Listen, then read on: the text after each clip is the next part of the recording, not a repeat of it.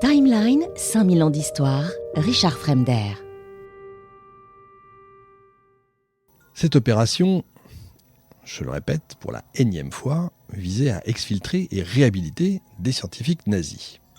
Les États-Unis ont donc mis en place une stratégie de manipulation des médias pour minimiser les liens des scientifiques avec le régime nazi, pour détourner l'attention des controverses et censurer les critiques.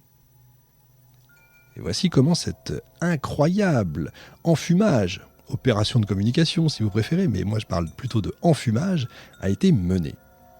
Avant même d'impliquer les médias, les autorités américaines ont mis en place un processus systématique d'effacement des preuves compromettantes concernant le passé nazi des scientifiques. Le JIOA, donc, dont je vous ai déjà parlé, chargé du programme Paperclip, a modifié ou carrément détruit des dossiers militaires pour supprimer toute mention de leur adhésion au parti nazi, à la SS ou de leur implication carrément dans des crimes de guerre. Des biographies ont été écrites, voire même réécrites, et elles ont été fournies à la presse, présentant les scientifiques comme de simples chercheurs apolitiques qui auraient encore une fois été contraints de collaborer avec le régime nazi. Par exemple, je vous parlais de Wernher von Braun, il a été présenté comme un ingénieur passionné d'exploration spatiale, n'ayant jamais eu aucun rôle actif dans la politique nazie, etc. J'en ai déjà parlé tout à l'heure. Les États-Unis ont délibérément restreint la couverture médiatique de Paperclip pour éviter que l'opinion publique ne s'indigne.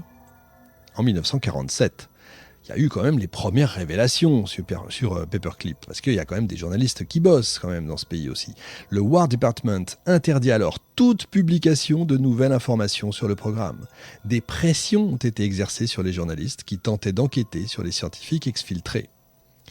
Drew Pearson, dont je vous ai parlé tout à l'heure, un journaliste influent, a publié une enquête sur Karl Krausch, un cadre d'IG Farben, là encore impliqué dans l'utilisation du travail forcé.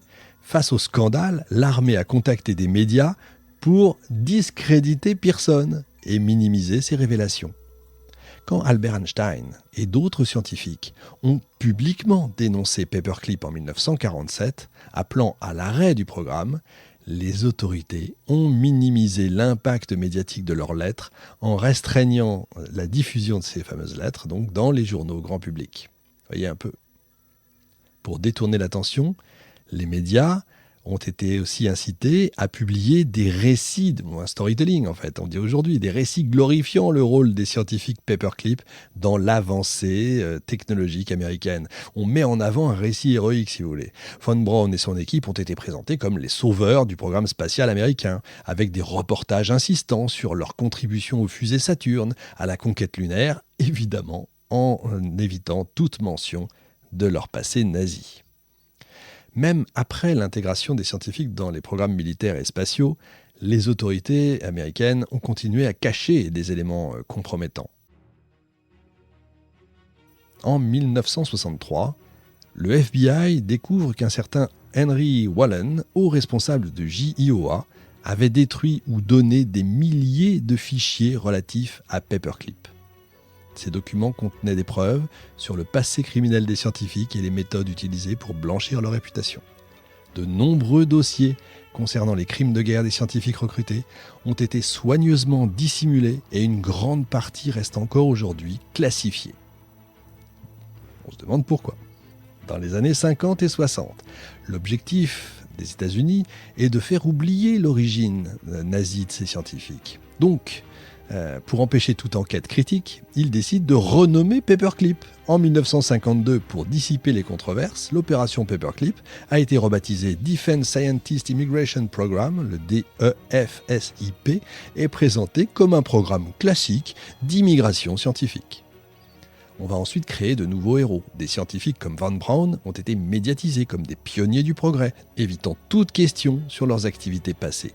On va aussi exagérer la menace, le monstre. On va exagérer la menace soviétique. L'un des arguments pour justifier Paperclip, c'était que ces scientifiques seraient tombés entre les mains de scientifiques s'ils n'avaient pas été recrutés par les États-Unis. Et c'est cet argument qui a été fortement relayé dans la presse pour détourner l'attention de leurs crimes.